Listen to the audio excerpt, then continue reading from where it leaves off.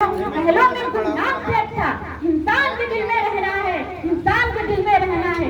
करना है निर्माण, अगर करना है निर्माण, अगर पाखंड मुक्त न भारत का, करना है निर्माण अगर पाखंड न मुक्त भारत का, तो बेबाक निर्भीक डर जय भीम कहना है। जय संविधान।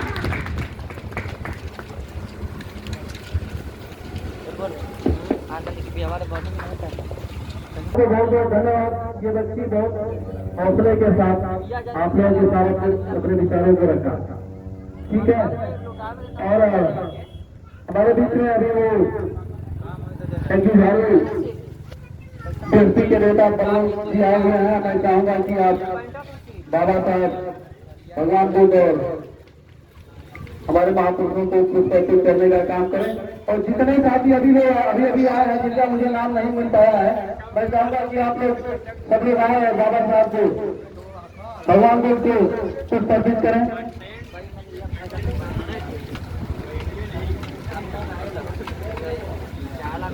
कुमार जी, आप रामपुर की धरती से आए हैं। मैं चाहूंगा कि भगवान बुद्ध, बाबा साहब रविदास जी महाराज और मानवर साहब को पुरस्कृत करने का काम करें। बीरू को बुलाओ ना, बीरू को।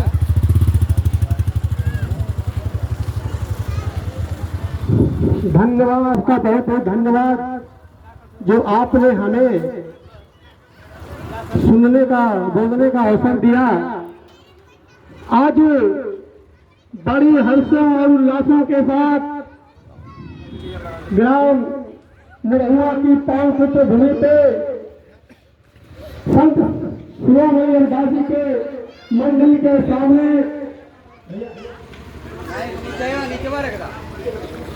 संत शिरोमणि रविदास जी के प्रांगण में गौतम बुद्ध जी की जयंती मनाई जा रही है।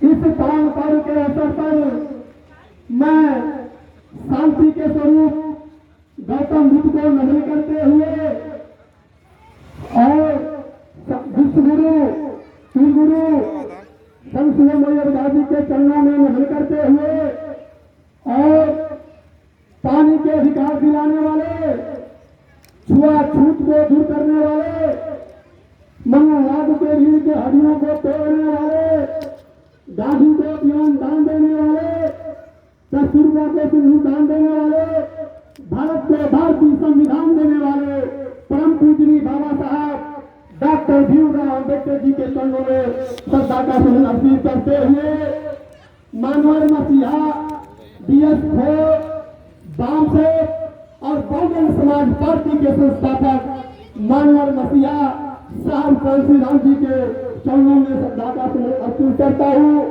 और यहाँ पर उपस्थित हमारे बीच में इस कार्यक्रम के रक्षा कर रहे अध्यक्ष जी और हमारे बीच में बहुत ही होनहार साहिब प्रधान जी आए हुए हैं, मैं उनका आभार करता हूँ।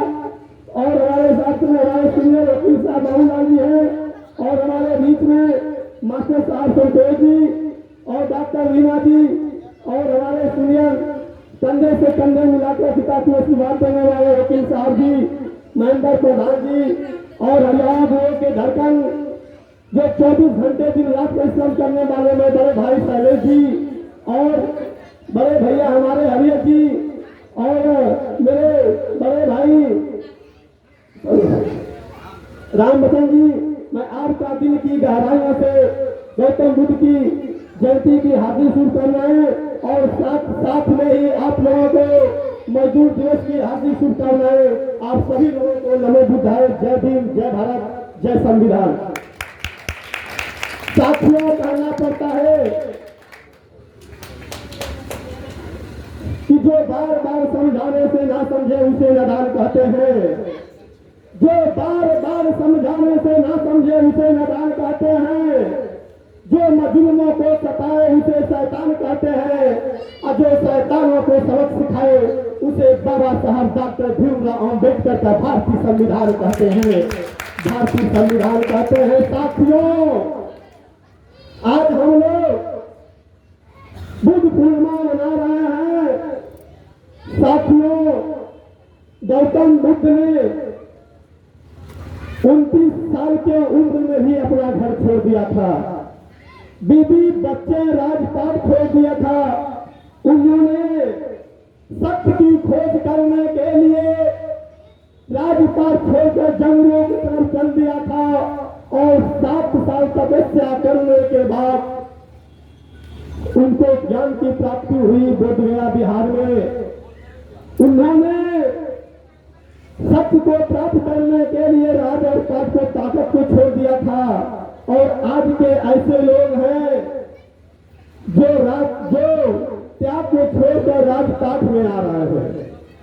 साथियों, कहना पड़ता है कि रुतबा ये मेरे सर को तेरे संविधान से मिला, ये स्वाभिमान भी मेरे सर को तेरे संविधान से मिला, और सबको तो जो मिला वो मुकद्दर से मिला।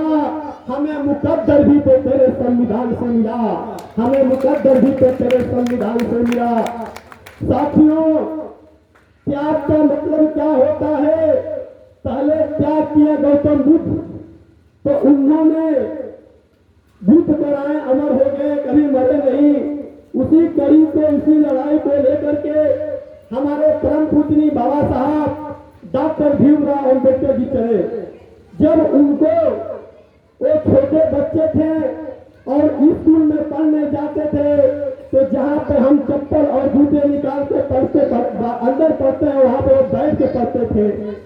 एक बार साथियों, एक टीचर आए और उन्होंने सवाल किया कि बच्चों, आप लोग ये बताइए कि कौन सी ऐसी चीज है जिसे हम तो देख सकते हैं लेकिन छू नहीं सकते। साथियों, वहां से बच्चों ने बहुत जवाब दिया। किसी ने कहा कि चांद तारे हैं, हम उसे देख सकते हैं, छू नहीं सकते हैं। किसी ने क्या जवाब दिया, किसी ने क्या जवाब दिया। लेकिन स्कूल के बाहर बैठकर पढ़ने वाला बालक कहा, श्रीमान जी, हम उस मटके को, पानी को छू देख सकते हैं लेकिन छू नहीं सकते। ये जब बात उस टीचर सुनता है तो उसके आंख में आंसू आ जाते हैं। और परम पूजनीय बाबा साहब को मटके का पानी पीने के लिए भी पाबंदियां थी। एक दिन अपने माँ से पूछते हैं कि माँ, हमें पानी क्यों नहीं पीने दिया जाता है? उनके माँ के आंख से आंसू आ गए।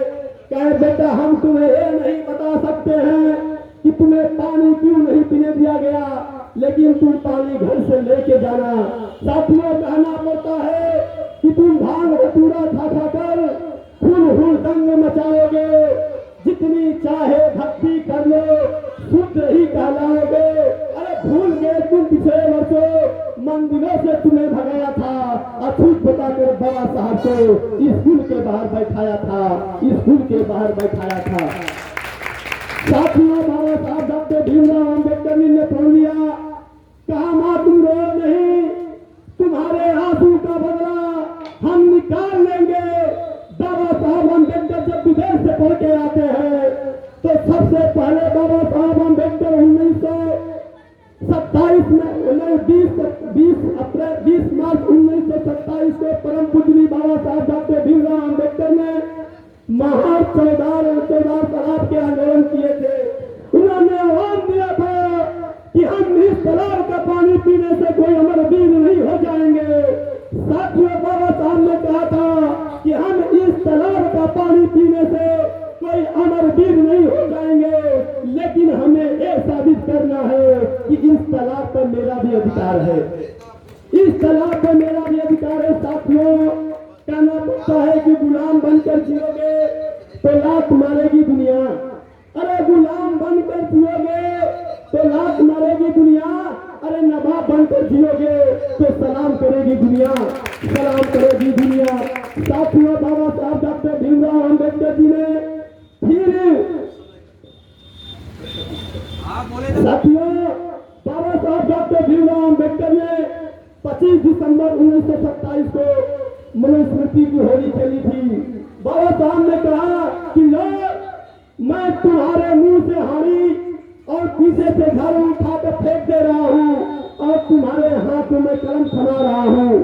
अगर तुम्हारे हाथ में कलम थमा रहा हूँ क्योंकि तुम्हारे दिमाग का कचरा कलम से साफ हो गया, और एक बार तुम्हारे दिमाग का कचरा साफ हो गया तो जमीन पर कचरा करने का सवाल ही नहीं उठता।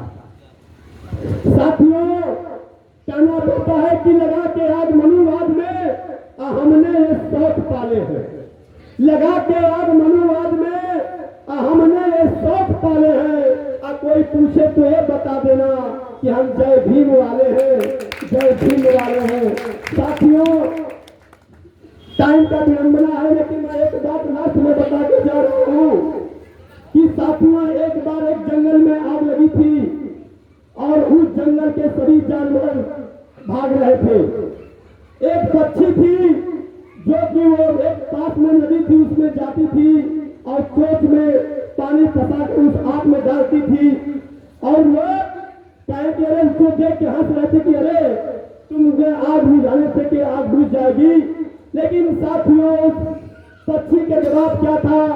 साथियों, पक्षी ने जवाब दिया कि मेरी आग बुझाने से ना मुझे कोई बात नहीं, लेकिन जब भी मेरा इतिहास लिखा जाएगा तो तुम्हारा इतिहास आग लगाने में से लिखा जाएगा और हमारा इतिहास आग बुझाने में से लिखा जाएगा। साथियों, जैसे मनोहर मसीहा साहब, कांशी राम साहब ने अपने घर छोड़ा, माँ बाप को छोड़ा, घर परिवार त्यागा और 1960 में आंदोलन करना शुरू कर दिया।